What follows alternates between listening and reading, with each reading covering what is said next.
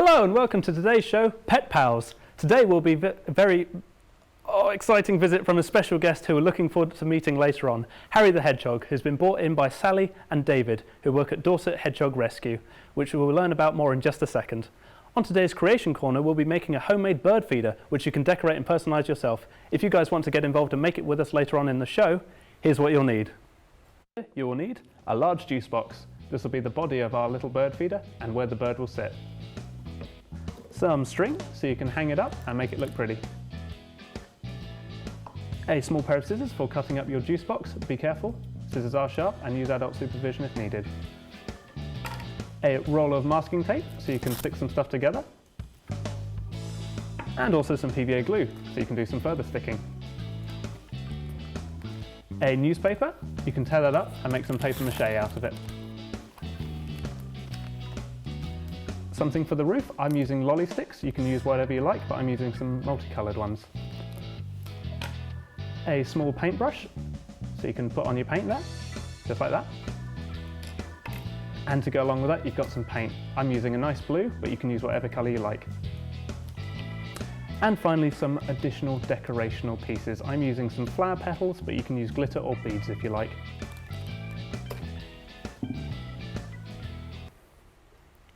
Right, so before we get our hands sticky and messy with all that glue... Oh, hey Sid the Snake, I didn't see you there. So before we meet Harry the Hedgehog, Sid, do you know anything about hedgehogs? There are 15 species of hedgehogs in Europe, Asia, Africa and New Zealand. Ah, and what do hedgehogs eat, Sid? Hedgehogs eat different things such as insects, mice, frogs and snakes. And do you know what hedgehogs do during the daytime? Well, hedgehogs are nocturnal animals, which means that they only come out at night. Their coats are thick and spiny, and this protects them from dangerous animals. Can hedgehogs be pets? Some people consider hedgehogs useful pets because they prey on many common garden pests. Oh, that's interesting. Did you know hedgehogs rely on their sense of hearing and smell because their eyesight is weak? I didn't know that, Sid. Did you also know that hedgehogs hibernate during winter? Whoa, whoa, whoa. What's hibernation? Hibernation is when animals sleep during the winter because it's cold. Well, thank you, Sid, for those cool facts about hedgehogs. I now know quite a bit about them. Speaking of hedgehogs, why don't we meet Sally, David, and Harry the Hedgehog? Hello, guys. Hello, nice Hello. to meet you. Nice to meet you too. So you guys are from Dorset Hedgehog Rescue. Yeah. Would you like to tell me a little bit about that? Yes, we're a rescue centre that helps any injured, orphaned hedgehogs. And would you like to meet Harry? I would love to meet Harry, yes, thank you. So Harry was brought in, well, we picked Harry up and he was an orphan. He's one of 5 that we've got in that's orphaned. Oh, wow. And we're looking after him because his mum can't. So we're looking after him until he grows up big and strong next spring, and we'll release him back into the wild where he can go about what he would normally have done. Okay. So there's 5 of them that we've got in at the moment. Mm-hmm. Can you tell me a bit about what you do to help out hedgehogs? Well, we do, if they're injured or if they fall in a pond, had an accident, oh, goodness. anything like that, we've got a big shed with incubators in, and we can get them warm. We've got antibiotics and all sorts of stuff, so we treat any ailment they've got, get them back to full fitness and then release them back into the wild.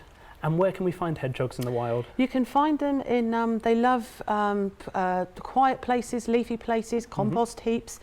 They used to live a lot on farmland in the hedgerows and stuff like that, but there's not as many hedgerows nowadays. So a garden is a really good place, but if you could just leave a messy area with leaves or build a compost, and that's the sort of place that Harry likes to live.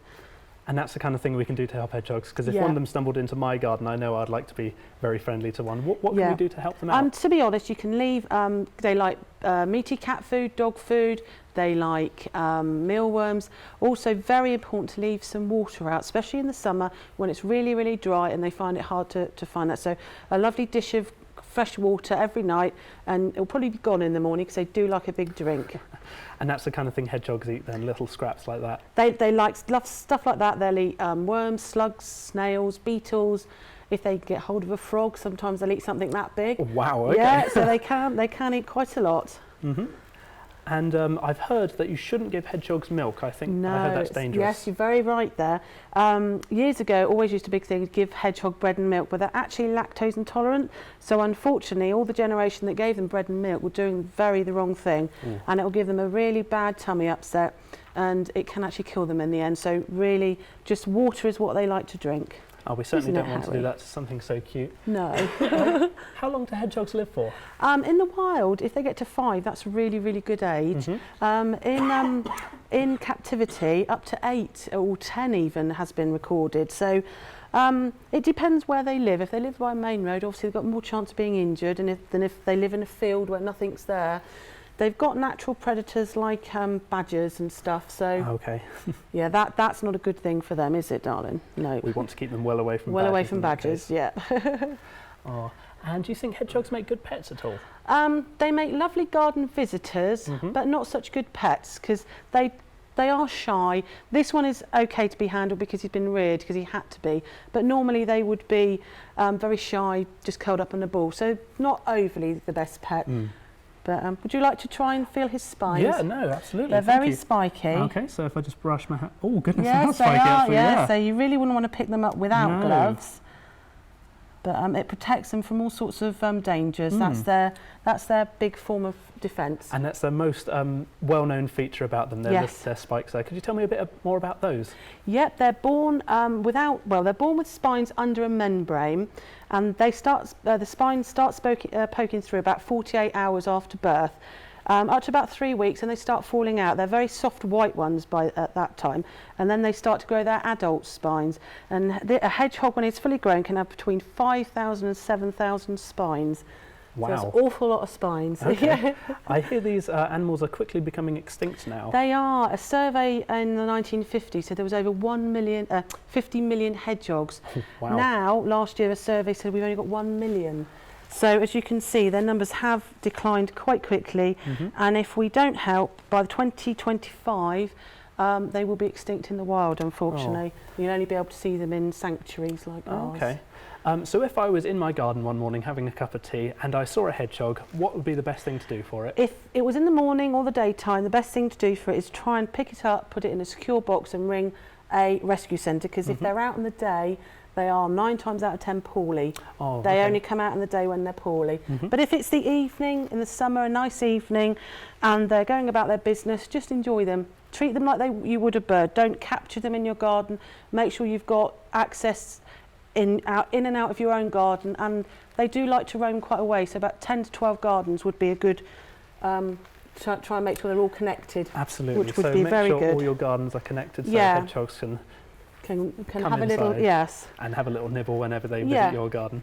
Tell me a little bit about Dorset Hedgehog Rescue. Yeah, we started up about just over a year ago. There's a big need for education and obviously helping any that are poorly. The more that we can actually get back to the wild, the better for the numbers, obviously.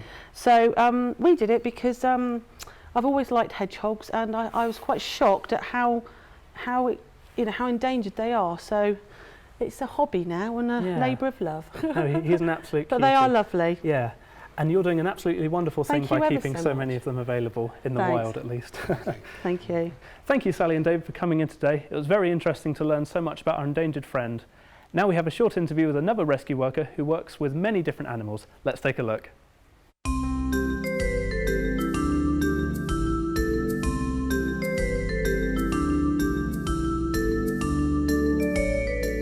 Hi, my name's Sharon and I work at Margaret Green Animal Rescue.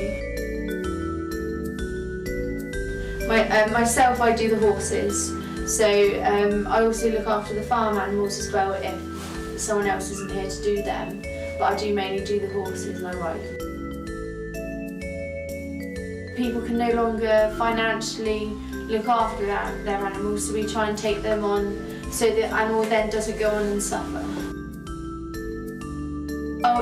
Just basic everyday routine, so feeding them, watering them, giving them shelter, providing them with warmth and attention.